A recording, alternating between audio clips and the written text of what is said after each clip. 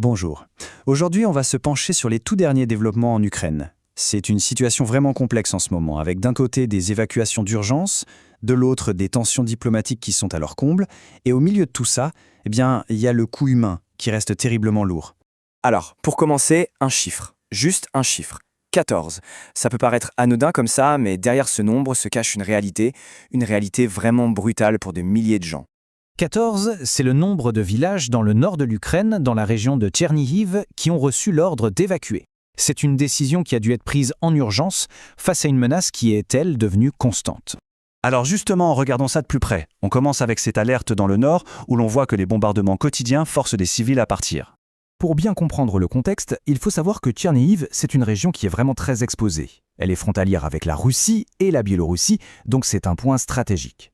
C'est vrai, les combats au sol se sont arrêtés là-bas en 2022 quand les troupes russes sont parties, mais le problème c'est que la zone reste à portée de tir. Et du coup, les frappes de drones, les tirs d'artillerie, c'est devenu le quotidien des habitants. C'est ça en fait qui explique cet ordre d'évacuation. Il faut absolument mettre les civils à l'abri.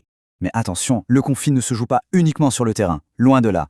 On passe maintenant à un autre volet, celui des tensions diplomatiques, qui sont montées d'un cran. Moscou et Kiev s'échangent des accusations et elles sont très graves. Et là, ce qui est frappant, c'est qu'on a vraiment deux versions qui s'opposent totalement. D'un côté, on a le Kremlin qui accuse Kiev d'avoir attaqué une résidence de Poutine et qui dit en gros, ça va compliquer les négociations. Et de l'autre côté, l'Ukraine qui nie tout en bloc. Leur position, c'est « donnez-nous des preuves ». Des preuves qui, selon eux, ne sont jamais arrivées. D'ailleurs, voici ce que dit le porte-parole du Kremlin, Dmitri Peskov. Le message, il est « on ne peut plus clair ». En substance, il dit que les conséquences de cette attaque, ça serait un durcissement de leur position dans les négociations. Le ton est donné, c'est certain.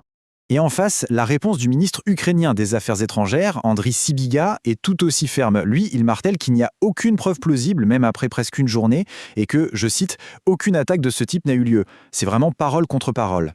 Alors, face à cette escalade dans les mots, que fait la diplomatie internationale ? Elle essaie de garder le cap. On aborde maintenant le rôle de l'Europe qui, elle, cherche des solutions. Les efforts diplomatiques, ils continuent malgré tout.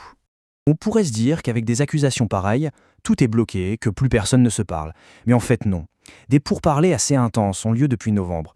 Et tout récemment, on a vu le Premier ministre polonais, Donald Tusk, rejoindre les discussions. Ça montre bien que les dirigeants européens n'ont pas baissé les bras. Ils continuent de chercher une porte de sortie.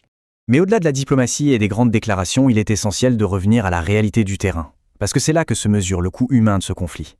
On va donc terminer par ça en se tournant vers une autre région, Zaporizhia. Et justement, à Zaporizhia, le bilan humain de ces dernières heures est tragique.